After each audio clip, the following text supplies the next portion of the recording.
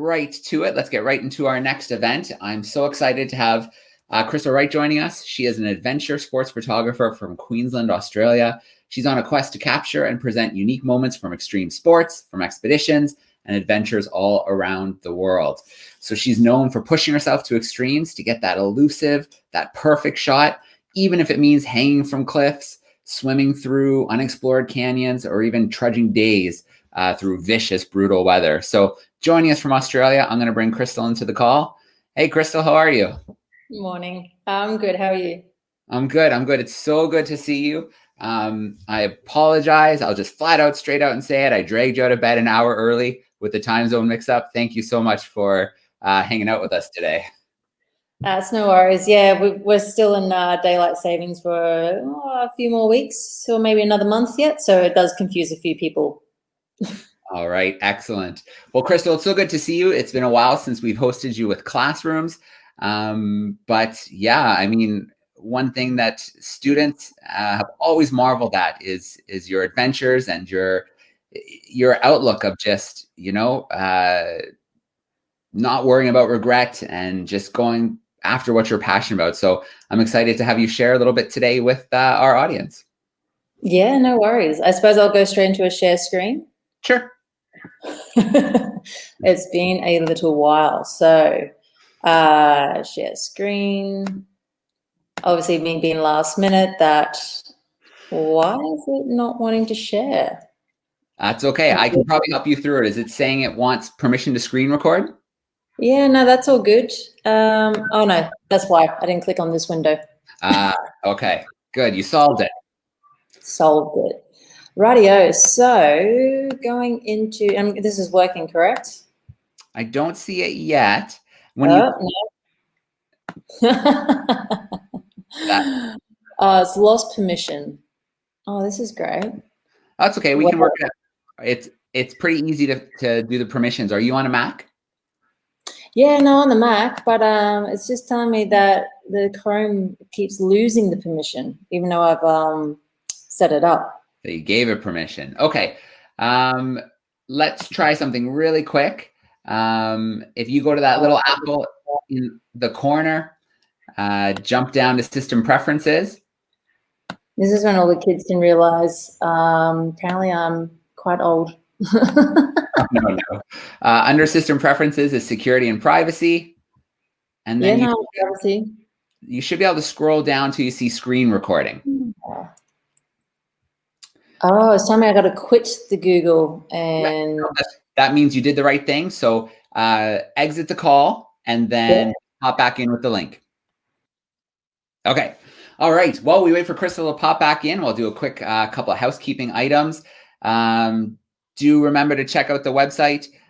We've got 2 huge days of events coming up tomorrow, 2 8-hour+ days with amazing women in science and exploration from all around the world. So do check it out and make sure you mark down the events that you want to see. I suggest you just put it on and watch all day. That's probably easiest. If you have been tuning in all day, don't forget to use the hashtag WomenBlazeTrails and make sure you tag us because we want to see the posts that you are making. And look at that. We have Krystle. Hey, Krystle. Well, let's see how this goes. I'm going to try and just go straight into share screen. I'm feeling pretty good about it. I think we got this. Oh, I mean, so. That looks promising. Oh, here we go. So I'll just minimize that and then go into full screen. So happy days. Beautiful. We got it. There we go. So, yes, I am an adventure photographer by trade. That is what most people recognize my career as. And as Joe was saying in the intro, is that with my work, pretty much nothing's really off limits. I guess the only thing that's stopping me from getting a particular shot would be Mother Nature.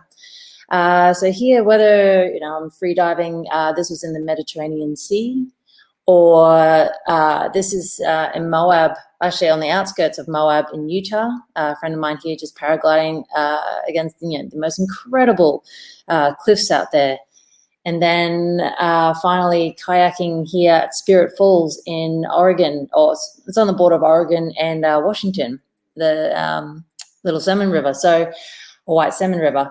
And typically that's what my talks would be about, and I would go in a bit more about behind these shots. But I thought for something a little bit different today is that I actually wanted to go into my storm chasing adventures. Now, the really cool thing about a career is that you never know what direction it's going to take. Like, I remember when I was a kid, I think when I was 10, I first thought about, I want to be a judge. And then the following year, when I was 11, I thought, I want to be a lawyer. And then I think right throughout all my school years, my mind kept changing. And when I got into high school, I knew that I didn't have the attention span to stay in a classroom setting or to stay within an office setting. I just knew that I needed to be outside. I needed to be creating. And that's what set me on my path.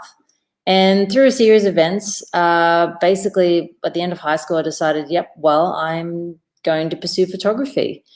And when I first began my career, I thought, 100%, I'm going to be a sports photographer.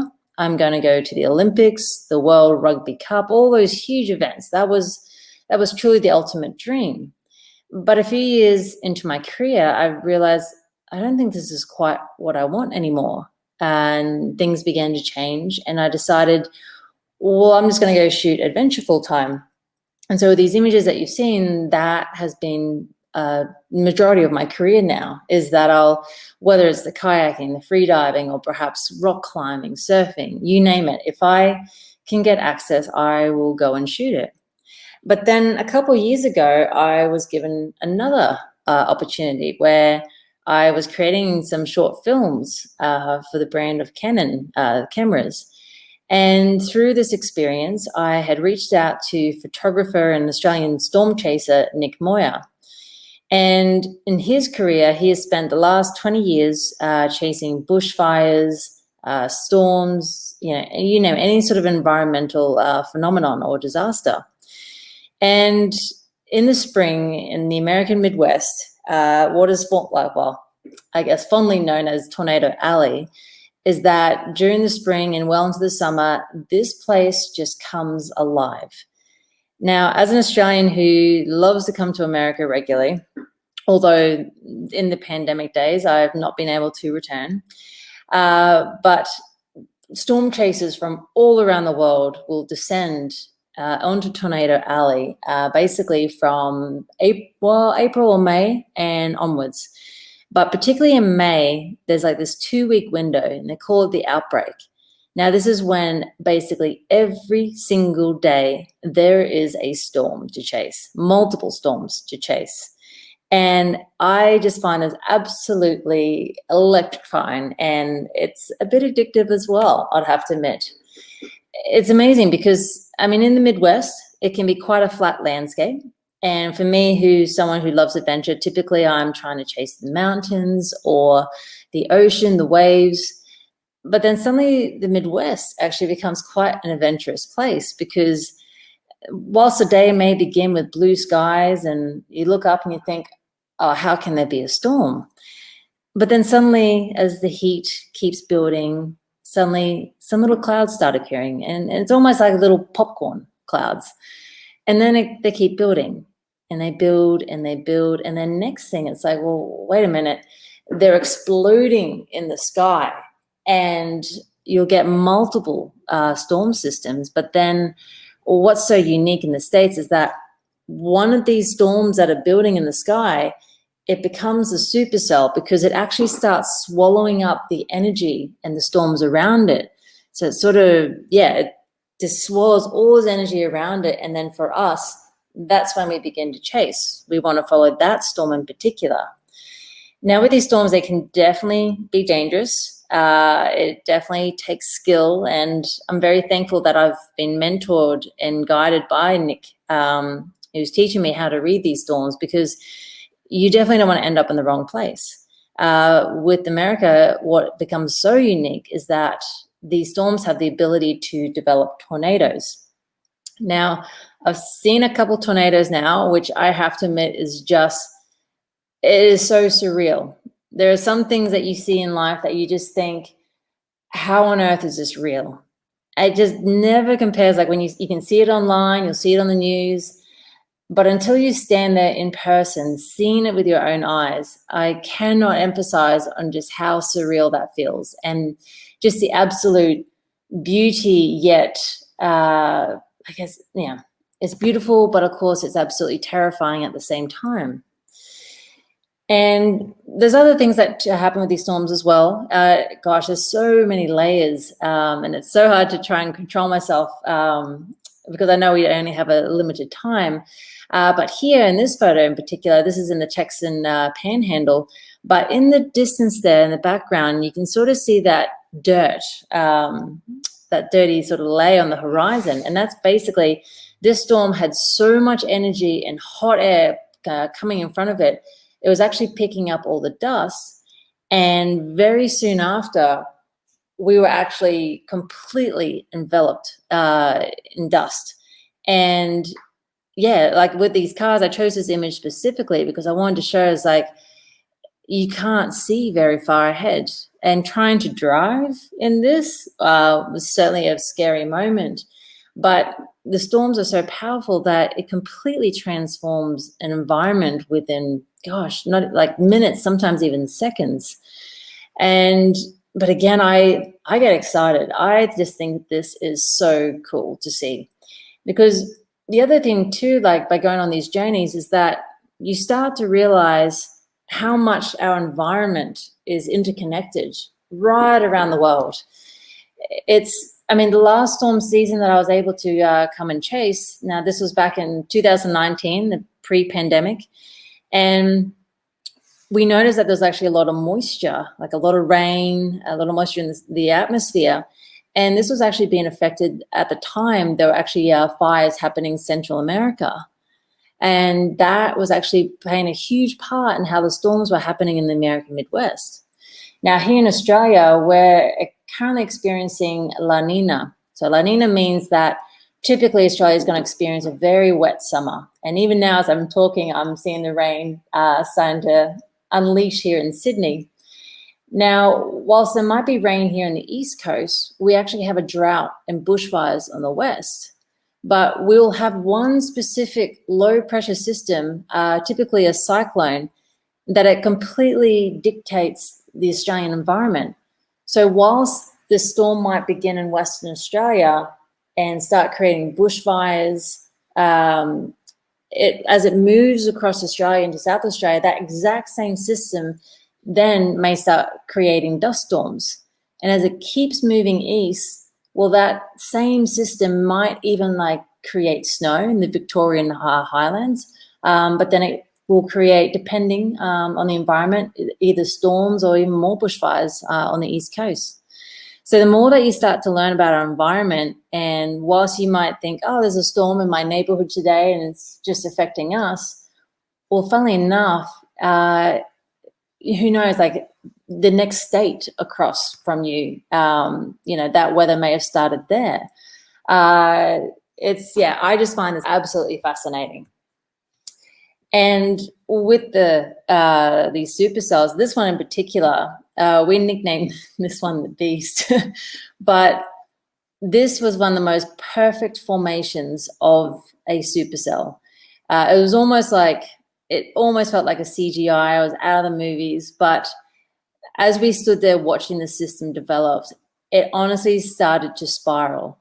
And we become completely transfixed. And the other thing too about photography is that it always feels that if we can document and capture these moments, we're able to share and perhaps even educate others about what is going on. For me, I still find this image quite inspiring, and it always takes me back to that day. But I think had I not been there, I would have a hard time imagining something like this happen.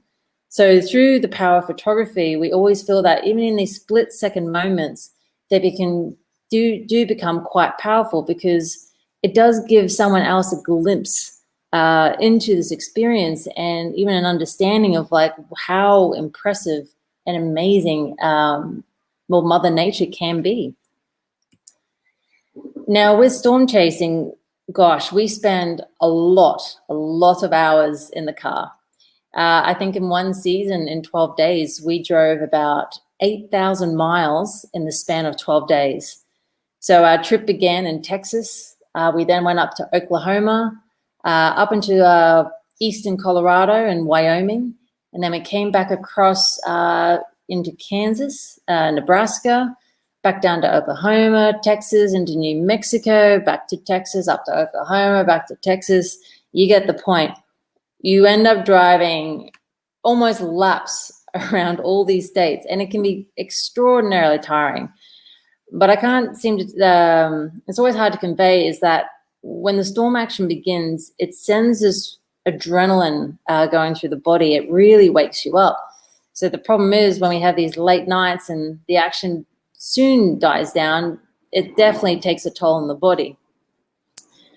But of course, at night, I mean, the lightning. But this day in particular, I mean, for me, this was probably one of the best days I think I've ever had in my life. And when we began this day, we began in eastern Colorado, and we got onto this system and we started to watch it, and there was a funnel cloud that started to develop, but it didn't turn into a tornado, because a tornado is when the funnel has connected from the cloud to the ground. And so we began our chase. But again, it was the year where there was so much moisture in the sky that as we're chasing, we then actually lose visibility. And a multiple vorticity tornado had touched the ground. But as Nick educated everyone in the car, is that if you can't see it, it's not worth it. Like, if you cannot see a tornado, it is just far, far too dangerous to chase, because you might find it hard to believe, but people have driven into tornadoes without realizing it until it's too late. And so for us, we stopped. We did a big U-ey and delayed our chase. And by the time we came back to our original position, we were then stuck in what's called the RFD, or the rear flank downdraft. Now, this part of the storm is, it is just chaos. If you can imagine, there's like 2 to 3 inch hail just slamming or hitting the car. And in order for us to talk, even though we're sitting side by side, you had to yell just so the other person could hear you. And so for about, I think 2 hours, we're driving through this hail, just hoping and praying that our windscreens weren't going to break, just because, again, this hail is just hitting our car so hard. So finally, we find this break. We see the silver lining, the clear sky on the horizon. And so we peel off, and by this time, we've ended up in Nebraska. And at first, we all just thought, relief, finally, we're out of the storm. We thought, what a hopeless day. Like, we've missed the action. We didn't get anything. But next thing we know, we're driving south on this road leading into Imperial, Nebraska. And we start looking at the sky, and we're like, well, wait a minute. Like, these striations. So striations are those beautiful defined lines in the cloud there. And as we're looking up, we're like, well, that's interesting. And as we keep going, next thing, the energy in the car just goes up 1,000 times, because we soon realize what had happened is that the original storm we were chasing, it was so powerful. What will happen is that it expels, it's called these outflow boundaries. So basically, these storms, supercells are so powerful that it leaves energy behind, and these clouds sort of roll off it and trail away. And there was just so much power that day that these outflow boundaries actually turned into another supercell system. And this is what they nicknamed the mothership. And at this point, now the thing with the storm is that when you see it, it's not going to stay the same. It's continually changing and evolving. And at this point, we felt that we had just seen it in the most perfect form. And there was no tornado in the system. I know quite a few people usually ask me this. And then a lot of people also wonder, it's like, well, when it hits you, like, is it not too dangerous? Well, it's always, until you're there in these situations, of course, we're always using our best judgment to keep ourselves safe. So that means, we're not trying to speed in the car or, cause danger to anyone else on the roads, because that typically is one of the scariest things with storm chasing is just being aware of other drivers, because a lot of people do panic in these situations. But the idea for us as photographers, like, we try to get ahead in these sort of moments and see like the pinnacle of when the storm is organized, because sometimes it'll get so much energy is that it actually is too much for the storm to handle, and it will just disorganized and sort of fall apart. But for me, it's like this day, I just think was one of the absolute coolest days of my life. And I know this is definitely showing my age now, is that when I was much, much younger, there was a film, and it was called Twister. And it had, I believe, Bill Pullman, I think, and Helen Hunt, two Hollywood actors. And the film I still think is a cult classic, and I still watch it for fun occasionally. And whilst, yes, the graphics aren't as good as movies today, if you ever have a chance, I still think Twister is such a great story, and it really sort of brings you into that feeling of what it's like to storm chase. Now, at night, so sometimes you think, okay, once it's dark, there's nothing more to photograph. It's time to go find a hotel, somewhere to sleep. But on this particular day, as we're trying to drive and find somewhere to stay, you get these crawlers that just extend out over the sky. And again, lightning, I just think is amazing. And so these bolts weren't necessarily weren't hitting the ground, but we would stand there and it's just, black as night. And next thing you would hear the electricity in the sky. And as these crawlers would extend out way overhead, and I kid you not, like it would cover the entire sky above me. And it would take a good 2-3 seconds to see the bolt extend right out over the sky. And that whole time, if you ever stood underneath the power line in a storm, you'll hear that crackle of electricity. That's quite similar to the sound that you'll hear from these bolts. It's just that humming and buzz of electricity just cracking out over the sky. And this can happen for hours. And sometimes you have to gamble and try to think, okay, well, which part of the sky am I going to look at? Like it might cover, as I said, the whole sky, like right above me, but sometimes it's like, oh no, it's happened to the right of the sky. So with photography, sometimes you're there hoping and praying that you're going to capture an image of this. Now, there are devices that do help cameras predict when a lightning bolt is going to go off in the sky. I don't have that equipment, so I'm that poor person standing there pressing the shutter, either continuously hoping something's going to happen, or you sort of get a feeling of timing and you sort of keep guessing and counting the seconds between the bolts and just trying your best. But at the end of the day with photography, when people say that you're lucky, well, luck is hard work. You work so hard through knowledge, skill, and just putting yourself out there that eventually you will stand there and something amazing will happen in front of you because you've put in the time, you've put in the work, and you've created your own luck. This was a behind-the-scenes photo of our crew in these storm chases. So it wasn't just myself and Nick. We also work with some cinematographers and other National Geographic photographers, such as Keith Lazinski there on the right-hand side of the screen. And for us, it's become quite the annual trip now. There was hope that we could try and chase again this coming spring, but unfortunately with the pandemic, we just feel that it's at this point in time, without the vaccine quite fully rolled out in the world over, it's just too dangerous and not worth the risk for us to come over. Because here in Australia, for me, I'm actually not really allowed to leave the country, and if I do, I may have trouble trying to get back home because it's very serious here, where we are doing our best to control the virus coming into the country. But I'm just going to stop the sharing and come back to my Google screen. Here we go.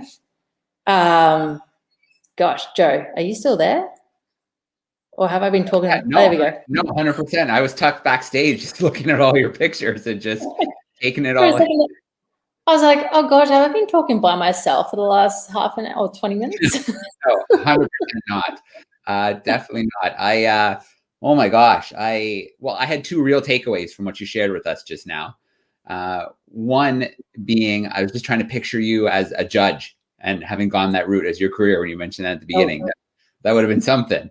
And then the other one was, I'm so glad you brought up Twister, because I was dying to ask you if how accurate it was. Does it feel like that? I mean, that movie was such a rush. I loved every minute of that movie. Yeah. No, so here's the thing, like before my first storm chasing season a couple of years ago, we all watched the film. We sort of had a bit of a laugh, and I was like, so in the film, they basically have this one crazy day where the tornadoes, they sort of begin, so there's a Fujita scale, F0 to F5. Yeah. And so in the film, like the first tornadoes are like an F0, F1, and throughout the day it becomes like an F2, F3, F4, F5. So the whole perfect ascension of the scale in a day is maybe a little bit far-fetched. But I remember saying to Nick, I'm like, oh, come on, as if you would see 5 tornadoes in a day. He's like, no, Krystle, in a good season, you can see up to 20 tornadoes in a day. Wow. So then I was like, oh, this film is actually not that far-fetched. It's actually, I think it's a great introduction to storm chasing, and a lot of storm chasers actually appreciate the film. It's one time that Hollywood may have actually got it pretty right. Yeah. Oh, such a good movie. I'm gonna have to go watch that now tonight. It's been a while. It's such a good movie. The graphics still hold up, except the last graphics. The last graphics get pretty bad, but the first tornado you see in the film, you're like, yeah, it's actually not bad. yeah, absolutely. Not that nice. Let's grab a couple quick questions here. One about how you fund some of your adventures. Do you usually have kind of like a contract in place, or do you go on spec a lot? Like, I'm going to get these cool pictures and I hope someone's going to buy them. It's changed throughout my career. Now, when I first started, I definitely had self-funded a lot of my adventures.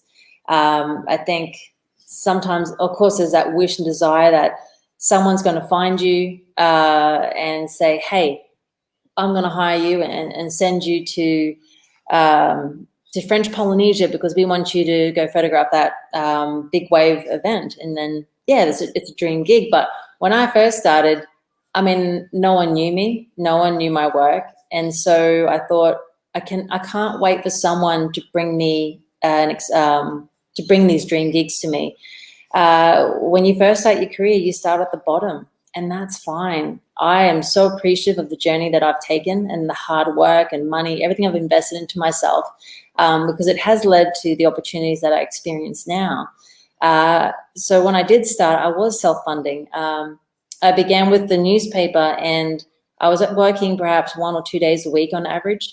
And back then I knew that, okay, I need to earn enough money to pay for rent, food, electricity, and whatever else I had left over, I would save that. And when I had enough, well, I would start with going to some events in New South Wales, whether it was like a 24-hour mountain bike race in Canberra or the Australian kite surfing titles in Victoria. I would start doing this. And then bit by bit, I was like, well, I want to go a bit further. And I remember buying myself a trip to Fiji, which for an Australian is actually quite cheap because it's only a 3-hour flight, which I know for Americans, well, it's a little further away and a lot more expensive. But yeah, and of course people would ask me, well, wait a minute, you're putting this money into a trip. How did you make it back? Or how do you guarantee making that money back? Well, there is no guarantee. Of course, I would work hard and find magazines or ways to sell my photos that hope to make the money back at least. It was nice. For me, it was a success if I could break even and pay that off.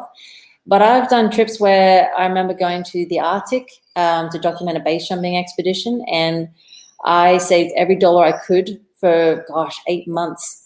And I spent all that money, all of my credit card as well. So I remember it was like $15,000 of my money. And then you think, oh gosh. But at the time, honestly, to me, it's like money like you can always make it back one way or another. It doesn't, like, the experience to me is more important. And for me, like when I look back on that trip, oh gosh, I have no regrets. I've never thought about, did I ever sell enough photos? If anything, I just knew that experience, it gave me my first folio to showcase in National Geographic, and it got the attention of the editors because he could immediately see that, wow, you've been to some extreme environments and you know how to work in those places. And that's what began my National Geographic relationship. So sometimes when you invest in yourself in these trips, sometimes the investment pays back in different ways. It might not be financially, but it may open those doors. But my advice is that, yeah, you have to balance how much you're going to invest. There's no point spending so much money that you stress yourself out and it sort of takes the fun away. You just have to find that balance of, okay, like, well, what's my limit? What am I willing to spend? And how quick can I, make that back and make sure I keep myself in a, I say financial zone, if that makes sense. So, and then in time, yeah, like I've been doing this for 14 years.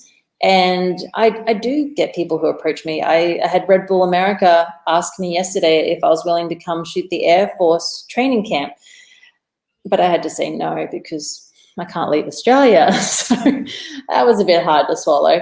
But in recent years, I did get amazing opportunities where people did say, well, hey, Krystle, like, we love your work. We want to pay you to go storm chasing, or we want to pay you to go to French Polynesia. Those opportunities do happen. It is a wonderful reward to experience at this part of my career.